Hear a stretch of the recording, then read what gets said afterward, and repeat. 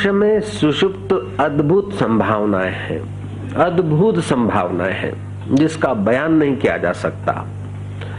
लेकिन वह मनुष्य जब देह के साथ, स्थूल देह के साथ बंद कर जगत को देखता है तो भोग वासना आती है, और सूक्ष्म मय के साथ जुड़कर अगर जगत में विचरता है तो उसके सिद्धांतों की आसक्ति आ जाती है।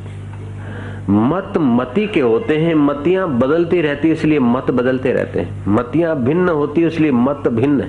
लेकिन वेदांत कोई मत नहीं है, वेदांत कोई मत नहीं है, लेकिन सारे मत जहां से फुरफुराते हैं, जिन मतियों से, उन मतियों का जो आधार है उसकी बात बताता है वेदांत।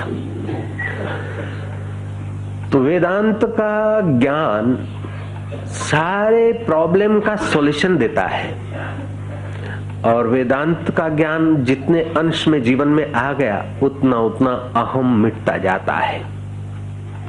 3 प्रकार का अहम होता है।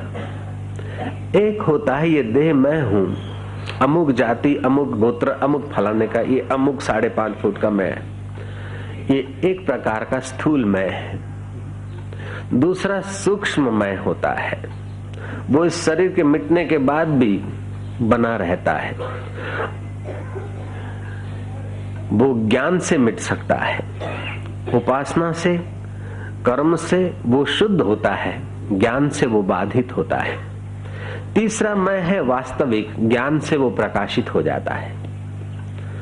तो एक मैं जो है स्थूल मैं है, वो वेदांत श्रवण से, धर्मानुष्ठान से, मंदिर में, सत्संग में, सत्पुरुषों के चरणों में जाने से वो स्थूल अहम मिटता है। सूक्ष्म अहम वेदांत का श्रवण आदि से मिटता है, और वास्तविक अहम का साक्षात्कार होता है वेदांत तत्व को समझने से।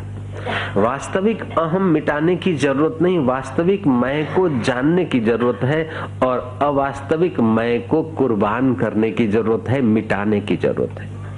कुर्बान ऐसे होता है कि उसको जाना जाए। जैसे चमड़ा गोरा हुआ तो मैं गोरा ना, जान लो मैं गोरा बोलने वाला कौन।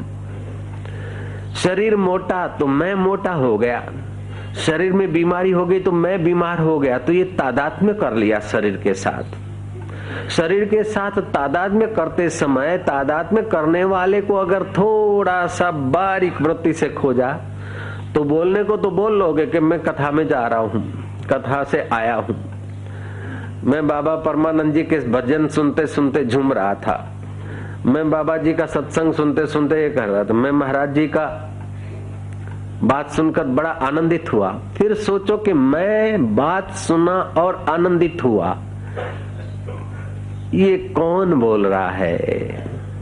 जिन खोजा तिन पाया, गहरे पानी पैठ।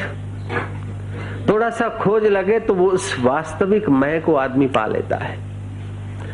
ये सौदा कठिन नहीं है, अटपटा है। झटपट समझ न आए, और एक बार समझ में आए तो सब खटपट मिट जाए। गोरखनाथ जी ने कहा, एक भूला दूजा भूला, भूला सब संसार, बिन भूल्या एक गोरखा जिसको गुरु का आधार।